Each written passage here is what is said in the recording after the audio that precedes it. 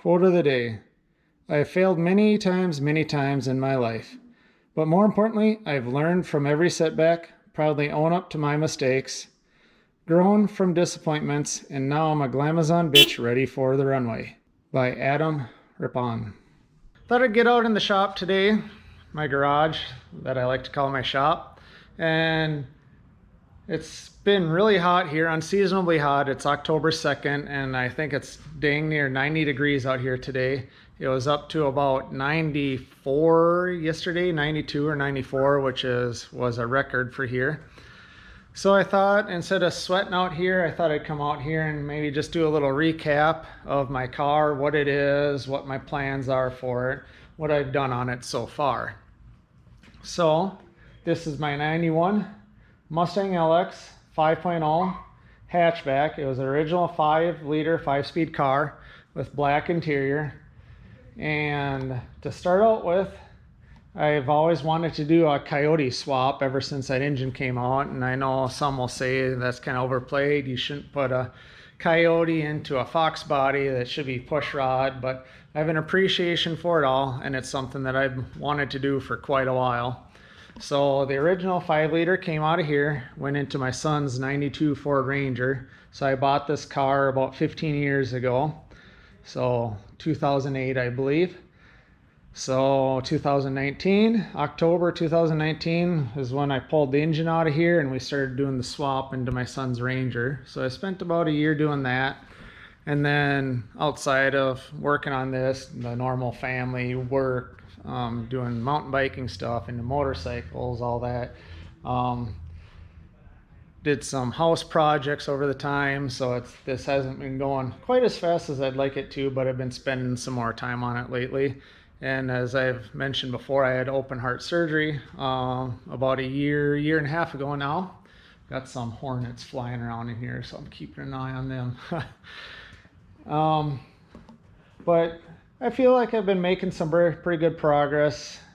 December of 2020, I think, is when I finally got it tore down to kind of the shell that you see here with all the suspension and everything off of it. Took the original K-member, the original rear axle, and sold all that stuff off. I might be kicking myself for doing that later, but I always figure, well, who knows if I'll be working on a project here like this again. And I don't have tons of garage space here, so this is kind of where it's sitting. The other thing I thought about too, and finally pulled the trigger on a few years ago, I ended up buying that Cobra IRS from Midway Mustangs down in Iowa. And I'm so glad I did that a few years ago, because they're about twice as expensive as some of you may know now. My original intention was to have this car be a cruiser that would handle really well, and now it's kind of turned into a race car that will be street driven. But that's kind of, I'm okay with that. That's kind of what I want. Pulled all the interior out of it, gonna do a rear seat delete, and got rid of the original bucket seats. Again, I probably should have hung on to those things, since they were in decent shape, not great shape. So I'm gonna go with some fixed back buckets. I bought these ones off of Craigslist or Facebook Marketplace for a good deal, just to try to test fit things. I did the Detroit Speed Engineering through the floor subframe connectors, so you can go back and watch videos I did on that. Up front, I did do the Scott Rod Fab frame rail repair kit, because it was getting kind of rotten behind the outer sheet metal here on the shock tower there. So all that's been replaced from about here to here on both sides. Got the Scott Rod Fab smooth inner fenders and cut those out. Cut out the original inner fenders, and then I took some other sheet metal here and formed it so that there wasn't any gaps between the smooth fenders, inner fenders, and what's left here, the frame rail and the shock tower. But other than that, as far as the rust goes, that was about the worst of it. There's, I think, a little bit on the bottom of one of these rear frame rails, kind of where the like the crash bars going to the frame from the rear bumper. I'm gonna do a roll cage in it too, basically an 8-point cage. So I got this from Rhodes Racing and Rhodes Race Cars. So it'll be just this main hoop here, the bars going back, some low slung door bars, and then like a X brace going down. I'm thinking I might go from the crossbar here down to the subframe connectors. I was originally going to do all Cobra brakes on it. So I do have the Cobra 11.65 inch rear rotors, 13-inch front rotors. And I ended up finding some drilled and slotted ones that were a good deal. So I ended up getting those and selling the solid disc ones. And then I, of course, fell claim to scope creep. So I ended up getting the Cadillac ATS Brembos for the front, and which I showed in another video that I had since built, powder coat those and put my little PuzzleFox some decals on there for that, and got some of the Taurus rear calipers. So that's what's going to go on there. I'm keeping power brakes, power steering. I got a 2003 kind of a low mile Cobra rack, again from Midway Mustangs down in Iowa. And like I said, for quite a while, I wanted to do the Coyote. So just with the budget I had available to me at the time, I found a good deal on this Gen 1 truck engine. It's out of a 2011 F-150 with, I think, 85,000 miles on it. I got a T56, the same guy that had this engine had the trans. So this is a rebuilt Cobra T56 trans. And then I got a used bell housing, so I got to get the clutch yet. Then I have pretty much everything to piece that together. All Maximum Motorsports on the front, the caster camber plates, the K-member.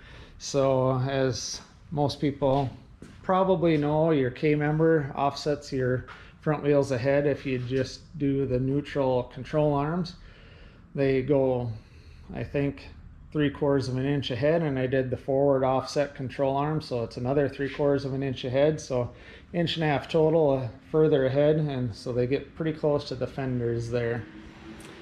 I did the Coney yellow single adjustable front and rear, 375 pound-inch springs on the front, 700 on the rear. So I picked those. I shouldn't say I picked those, but those were recommended to me after doing the little survey for Maximum Motorsports to kind of walk through that. I got kind of the race set up to rebuild the IRS, so all the Delrin bushings and aluminum bushings, so on and so forth. Eventually with the Coyote, like I said, that's an F-150 spec engine. I'd like to upgrade it to Mustang specs. I do the Mustang intake cams. I got an intake, I think it's off of a 2017 Mustang GT, the stock intake sitting there that can go on to that engine. Also for the interior, I do want to keep it somewhat streetable, some of the creature comforts, so I'm still going to have heat and AC in the car. But moving to the outside of the car, and with the interior, I'm going to keep it mostly black. Talking about accents, maybe I don't want to give it quite away, but I'm going to do a different color on the roll cage and maybe some other accents to go with it. Maybe the hint to that is that I got the bright red calipers on there, so I'm going to kind of tie some of that stuff in together. But as far as the exterior of the car goes, originally, when I first bought this car, I thought I wanted to do a bullet clone, so I was going to do the Highland green. But since having this car for so long, I've really fallen in love, especially with this wild strawberry color, especially when it's cleaned up and shined up real nice.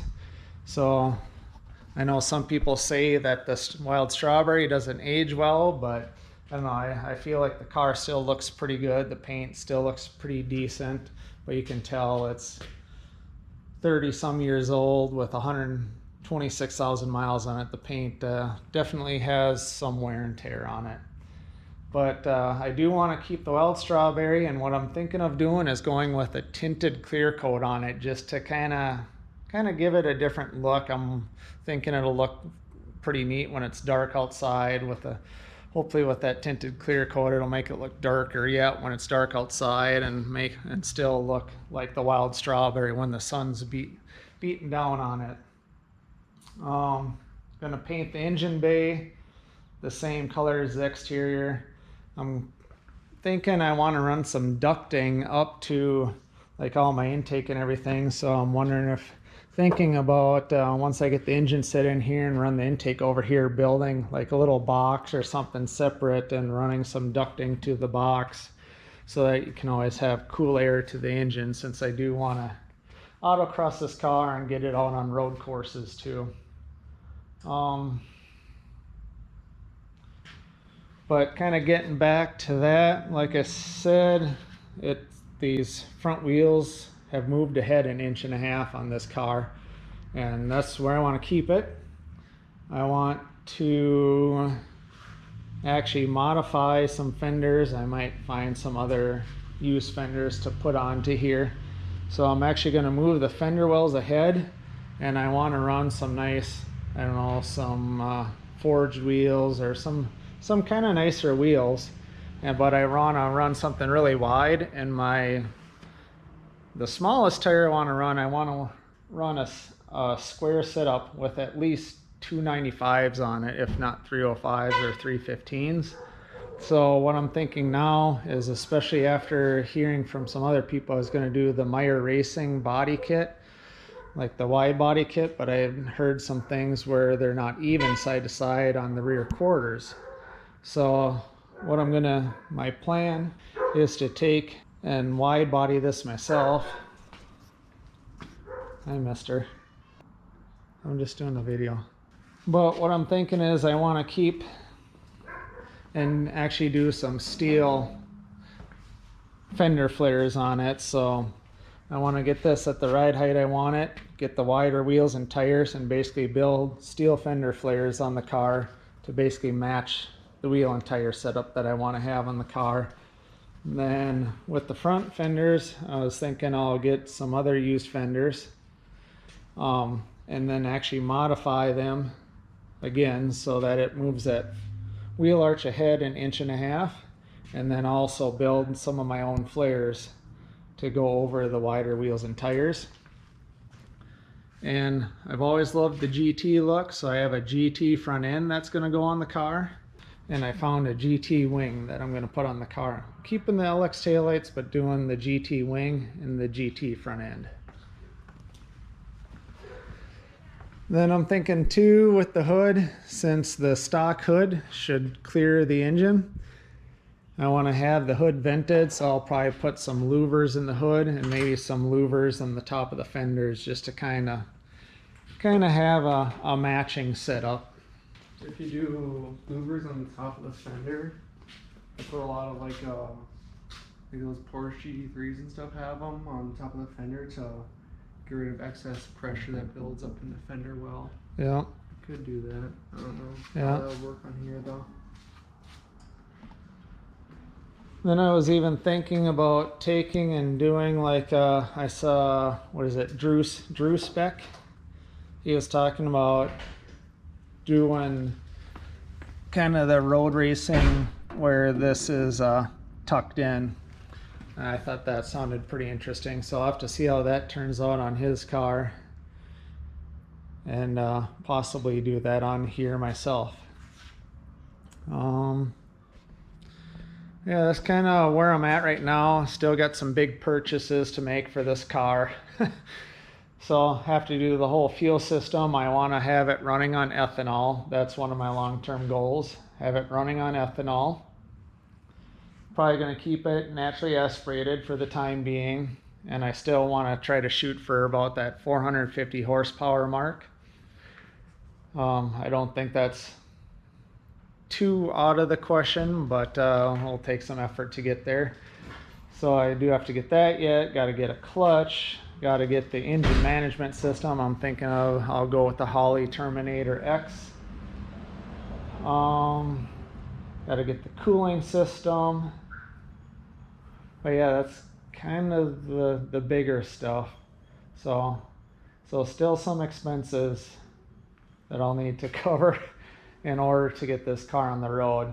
I was kind of hoping to have it on the road next year. So next year's 2024, the summer of 2024, but I think that might be a little bit of a tall order with all the work I want to do. But maybe the next thing is just get this car kind of cleaned up underneath, get all the systems mounted in it, and not worry about the body work yet, and see if I can just get it rolling on these 17-inch wheels. But I think that's going to be one of the next things I do, is pop some rotors and calipers on here and see if these wheels even clear those Cadillac ATS calipers.